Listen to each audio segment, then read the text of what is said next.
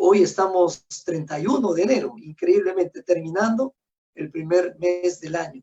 Y en este mes ha sido un mes muy rico en lo que a enseñanza se refiere, porque hemos estado estudiando el libro del Génesis y lo vamos a seguir estudiando todavía en nuestros devocionales personales en este mes de febrero que está por empezar.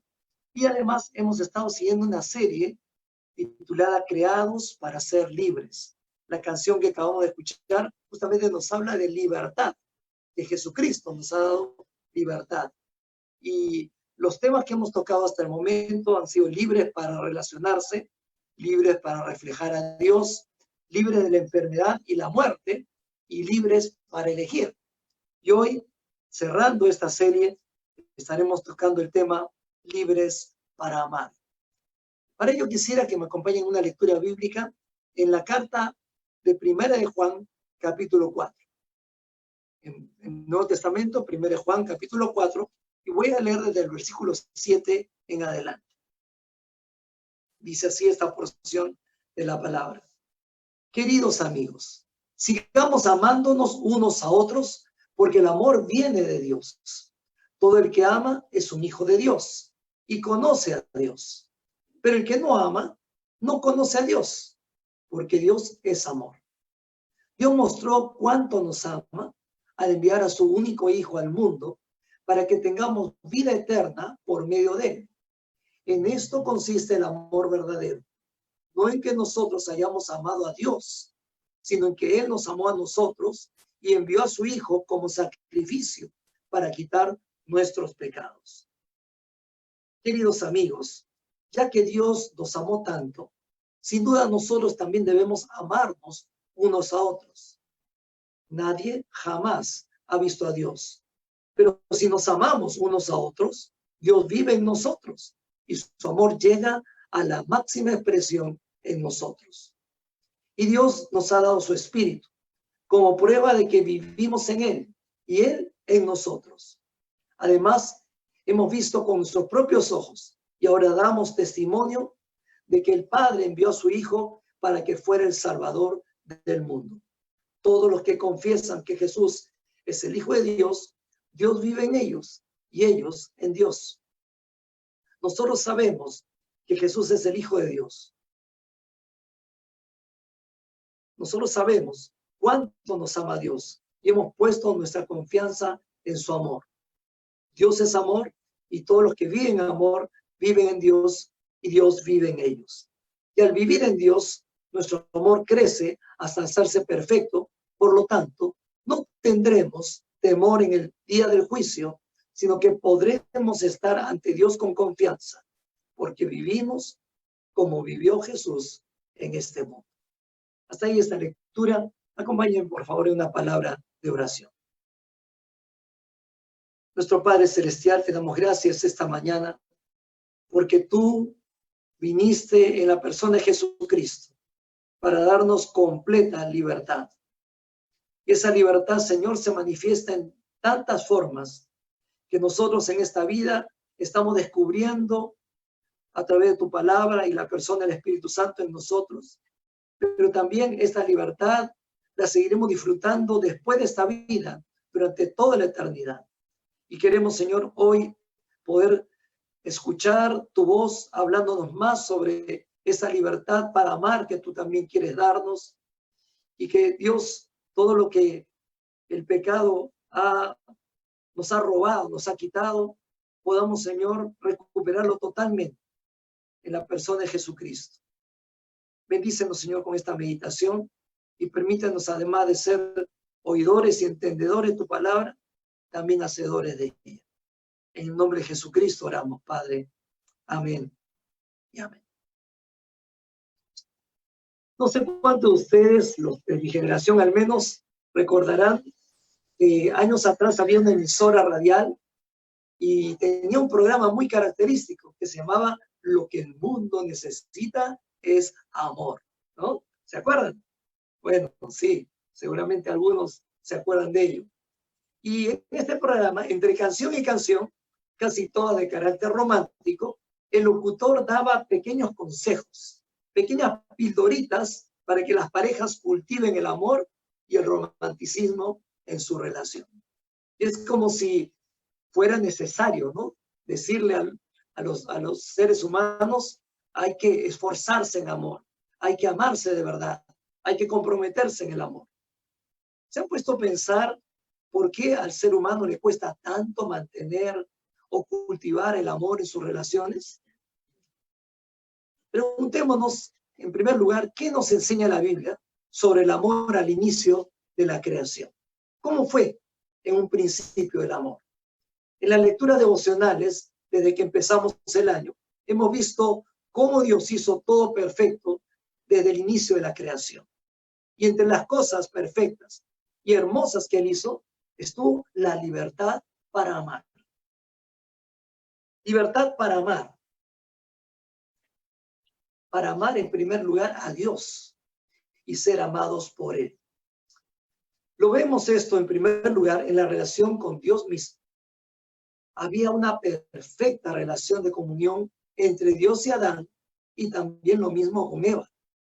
Y esa comunión espiritual llena de libertad para intimar con Dios implicaba una relación de amor sin límites. Esa relación de amor sin límites no era simplemente algo emocional, no era simplemente algo sentimental, era mucho más que eso. Y por lo menos quiero resumirlo en 3 aspectos. En ese amor entre Dios y el ser humano había transparencia. Es decir, Dios no tenía secretos para Adán o secretos para Eva, pero al mismo tiempo ellos no tenían secretos para con Dios. Había algo más que simplemente amar de sentimientos. Ellos, el hombre, la mujer y Dios tenían realmente una práctica, una vivencia de amor. Amar es hablar verdad. Amar es vivir verdad. Y eso es lo que existía entre Dios y el ser humano. Y Jesucristo le dijo a sus discípulos también algo semejante, poco antes de ir a la cruz. Ya no les llamaré siervos, les llamaré amigos, porque todo lo que yo sé se los ha dado a conocer. Y eso es lo que Dios había hecho con nosotros. Nos creó, pero no para que seamos sus sirvientes como los ángeles en los cielos, sino para mostrarnos su amor, para mostrarnos su corazón, para abrir su corazón a nosotros y para que nosotros abramos nuestro corazón para con Él. Además de una relación de amor transparente, el amor entre Dios y el hombre era un amor de entrega. Había entrega entre Dios y el ser humano. Dios siempre estaba pendiente del bienestar de ellos. No dejaba que les faltara nada. Previamente a su creación, ya había creado todas las cosas necesarias para que el hombre pueda vivir y vivir bien. Pero aún así, Dios estaba pendiente de ellos, porque dice la palabra que Él descendía todos los días a compartir con Adán y con Eva, y seguramente para preguntarles cómo están, cómo han pasado el día, hay algo que necesiten, hay algo que pueda mejorar su estándar de vida, pero también todo lo que ellos hacían, Adán y Eva, era pensando en agradar a Dios. No pensando simplemente en autorrealizarse ellos, sino pensando en agradar, en honrar a Dios en lo que ellos hicieran. Por lo tanto, eso nos habla de que había una entrega entre Dios y el ser humano. Pero también, en tercer lugar, era un amor donde había confianza, completa confianza. Prueba de ello es que Dios les entregó la administración del paraíso. Él les encargó fructificar el mundo entero. Ellos sabían que Dios les había dotado de todos los recursos para hacerlo bien. Y así fue desde el principio. El ser humano no era el amo, no era el dueño del universo, pero sí era consciente que Dios le había puesto como el gran mayordomo, el gran administrador, puesto por Dios mismo para gobernar el mundo, para hacerlo prosperar. Y eso porque Dios le había dado la confianza. Pero además, este amor de libertad es una libertad para amarnos mutuamente entre los seres humanos, partiendo de la familia y también con el prójimo. Cuando Adán y Eva fueron creados, se amaron libremente desde el principio. Había entre ellos amistad. Dios buscó para Adán una compañera idónea, dice la Escritura, con quien él pudiera compartir todo en la vida, compartir alegrías, compartir desafíos, compartir aventuras, compartir la vida en familia, compartir la adoración a Dios. Y para eso, evidentemente, era necesario ser muy amigos. Pero también había entre ellos complementación. El mismo Adán comentó al conocer a Eva: eres hueso de mis huesos y carne de mi carne. Quizás para nosotros no nos suena muy romántico, pero para Adán era muy romántico decir eso. Y con eso daba a entender que a él ya no le faltaba nada ni nadie para poder ser feliz, para poder sentirse complementado adecuadamente. Eva satisfacía toda esa necesidad de complementación y también Adán satisfacía esa necesidad de complementación para Eva.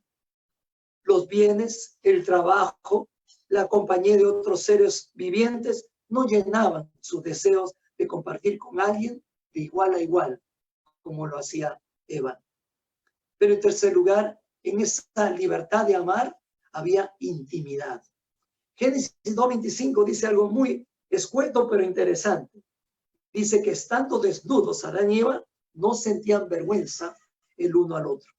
¿Qué quiere decir con eso? Quiere decir que desearse y amarse físicamente era totalmente normal, totalmente legítimo para Adán y Eva. Ellos tenían la libertad de gustarse, de sentir el gozo y el placer de poder compartir su amor espiritual y físicamente también. Y toda esa posibilidad y libertad para amarse venía ¿de quién? Venía de Dios mismo. Porque como dice 1 Juan 4:8 y lo hemos leído recién, Dios es amor. Así lo afirma el apóstol Juan en este pasaje y también en el resto de su epístola, inclusive en su evangelio. Nos exhorta a que sigamos amándonos como evidencia de que somos hijos de Dios. Juan está argumentando así. Una prueba de que somos hijos de Dios es que nos amemos y nos sigamos amando cada vez más. Él dice que si conocemos a Dios, entonces podemos amarnos con auténtica libertad, ¿no? Una prueba que usted y yo conocemos a Dios es que nos podemos amar, que tenemos libertad para amarnos. Y aclara más bien todavía el apóstol que quien no puede amar es porque no conoce a Dios, no es un hijo de Dios. Eso está en el versículo 7. De lo cual deducimos que la libertad para amar es un don perdido por el ser humano. Y nos preguntamos, ¿por qué? ¿Cómo es que lo perdimos? ¿Cómo fue que perdimos esta capacidad y libertad para amar? Y ese es nuestro segundo punto. Volviendo nuevamente a nuestras lecturas devocionales de días atrás, recordemos Génesis capítulo 3. Allí se nos relata que el hombre y la mujer, creados a imagen y semejanza de Dios, con la plena libertad de amar, cayeron en desobediencia al comer del fruto del árbol de la ciencia del bien y del mal. No es que Dios les estaba limitando. Dios les había dicho todos los frutos de todos los árboles del jardín del Edén son para que ustedes se satisfagan a plenitud. Solamente del fruto del árbol de la ciencia del bien y del mal no coman, porque solamente yo tengo derecho a ese árbol. Y si ustedes comen de eso, de cierto les digo que morirán. Pero a pesar de la advertencia, ellos desacataron la orden de Dios. Optaron incorrectamente por la ambición de querer ser como Dios, vivir independientes de Él. ¡Qué error! ¡Qué horror!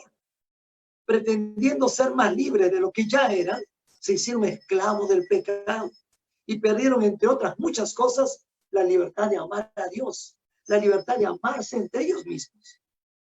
¿Se acuerdan cómo Adán le respondió a Dios? Versículo 12 de Génesis 3. La mujer que tú me diste me dio de comer. Qué terrible. No solamente demostró su atrevimiento de pretender responsabilizar a Dios por su pecado, sino que al mismo tiempo mostró su falta de amor por Eva, la que era su compañera de vida. Es muy probable que el hombre común y corriente de nuestros tiempos no se dé cuenta del por qué su dificultad para amar, porque al fin y al cabo así llegamos al mundo, con una herencia de pecado, incapaces de comunicarnos libremente con Dios porque somos pecadores porque no somos hijos de Dios. Y al no serlo, luchamos en nuestras fuerzas, nos esforzamos por amar, pero resulta un esfuerzo inútil, porque no somos, escúcheme bien, generadores de amor. Dios nos creó para ser un reflejo de su amor. Nosotros no tenemos la capacidad de producir amor. Dios, que es amor, es que lo produce en nosotros. Él es la única fuente inagotable de amor, porque solamente Dios es amor. Y nosotros, como dijo Jesús, separados de Él, nada podemos hacer. Al contrario, el pecado en usted y en mí produjo una incapacidad para amar. Y somos generadores de pleitos, de enemistades, de guerras, de infidelidades, de traiciones y tantas cosas terribles que son totalmente contrarias al amor con que Dios nos creó originalmente.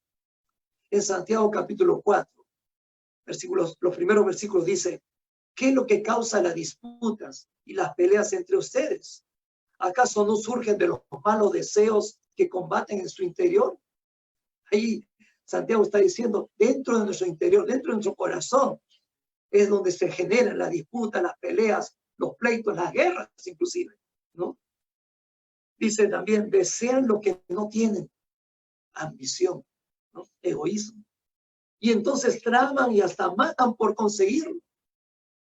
Envidian lo que otros tienen, pero no pueden obtenerlo y por eso luchan y les hacen la guerra para quitarse.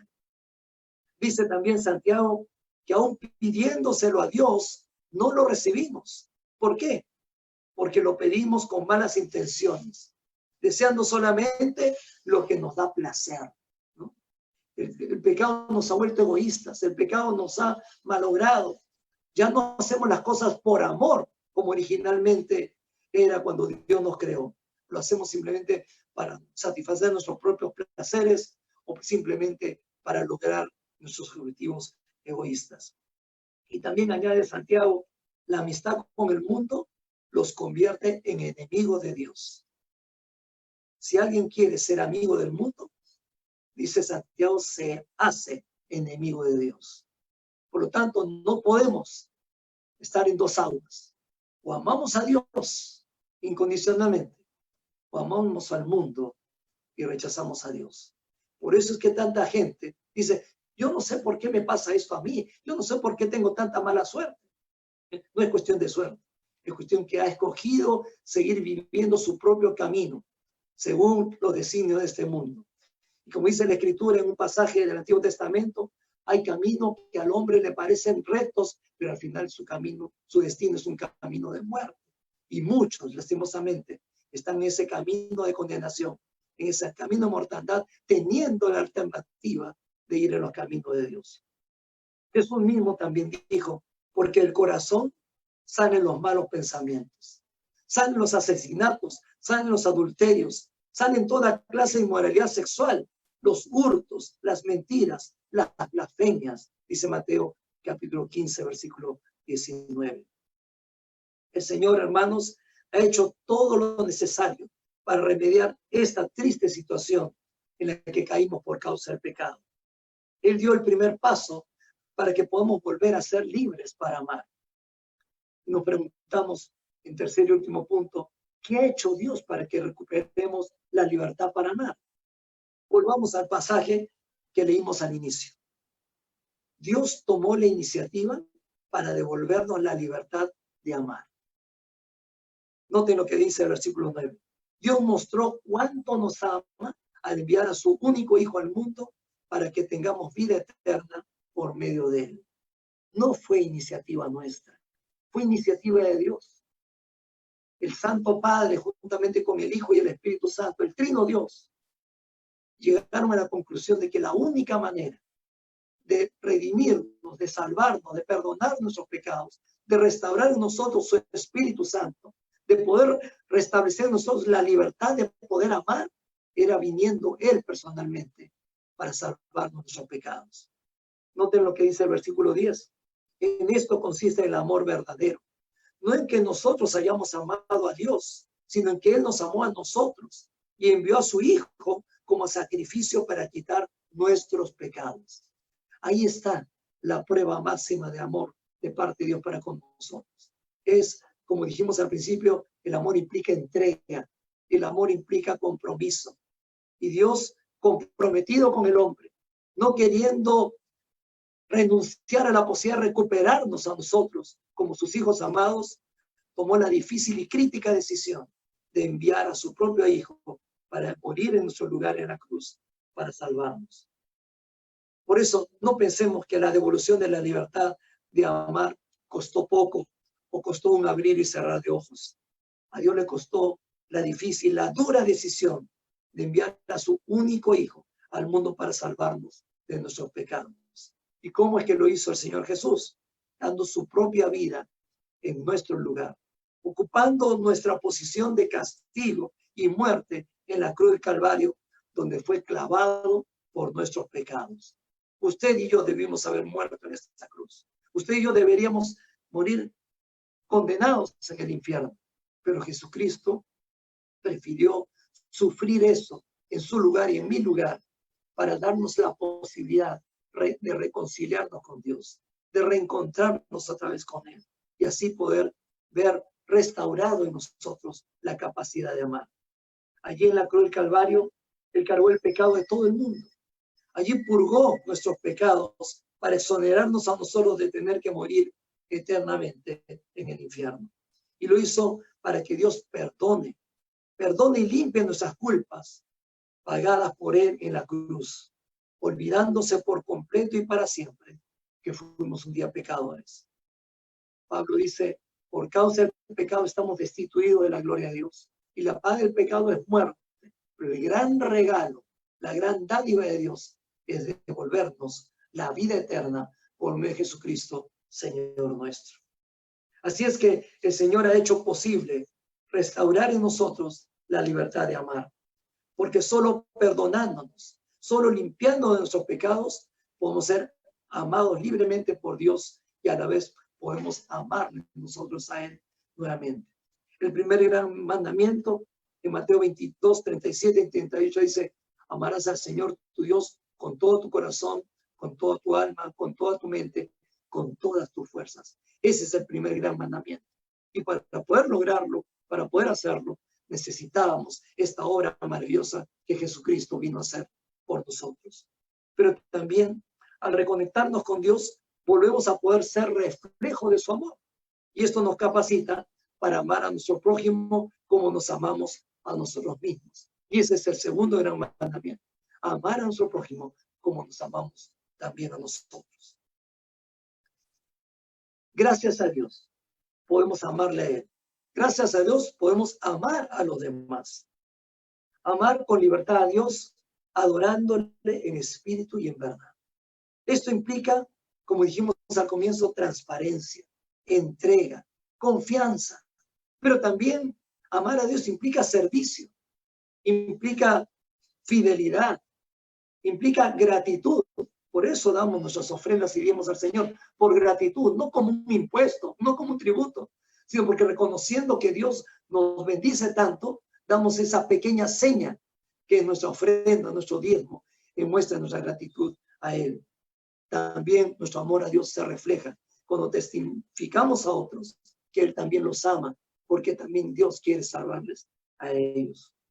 Pero también esta libertad de amar nos permite amar a la familia como fue desde el principio.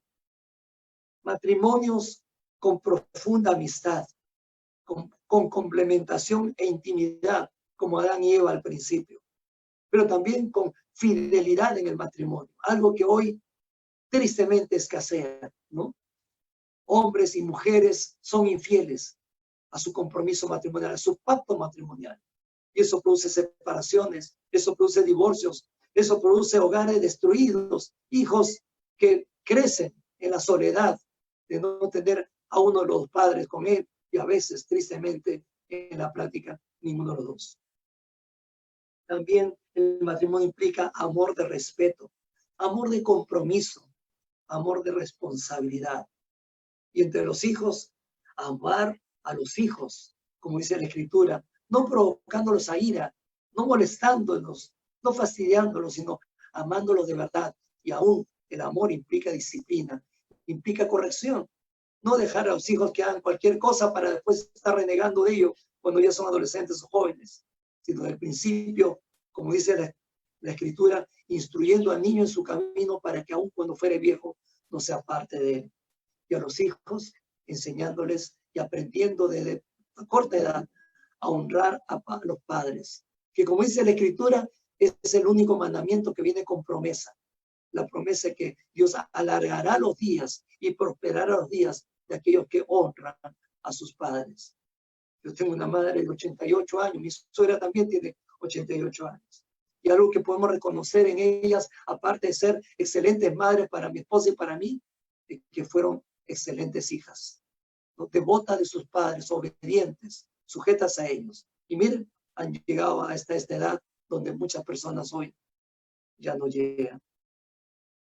Pero también la palabra dice que esta libertad para amar es para amarnos como hermanos en la fe, asombrando con eso al mundo. Mire lo que dice el versículo 12 del pasaje que leímos. Nadie jamás ha visto a Dios, pero si nos amamos unos a otros, Dios vive en nosotros y su amor llega a la máxima expresión en nosotros. Qué frase tan tremenda, ¿no? Prueba de que Dios vive en nosotros es que nos amemos entre nosotros los hijos de Dios, ¿no?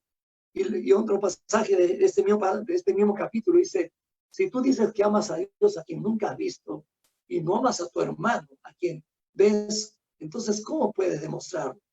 Una prueba de que somos auténticos hijos de Dios es que también nos amamos entre hermanos en la fe. ¿Por qué?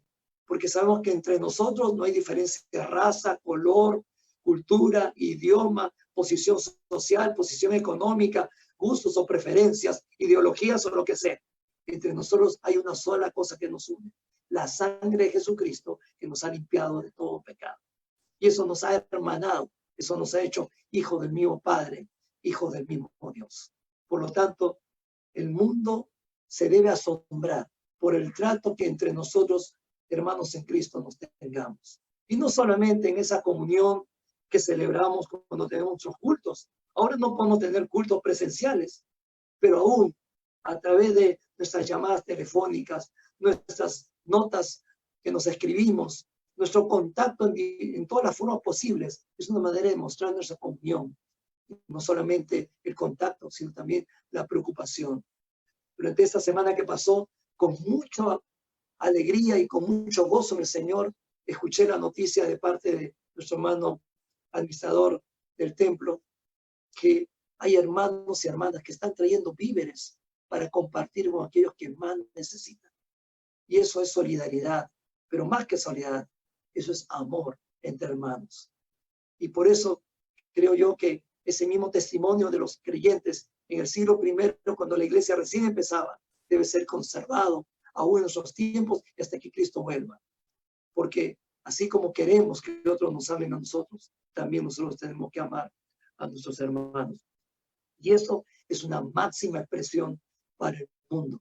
El hombre o mujer no creyentes, al ver cómo nos amamos entre los hijos de Dios, creerá que evidentemente un cambio que no puede producir la cultura, que no puede producir la educación, que no pueden producir las normas o las leyes del gobierno, lo produce Dios, generando amor en nuestros corazones, poniendo en su espíritu en nuestras vidas. Esto es un testimonio irrefutable de que Dios existe y que nosotros somos sus hijos, amarnos los unos a los otros. Pero también, en cuarto y último lugar, tenemos que amar a nuestro prójimo con el amor que viene de Dios.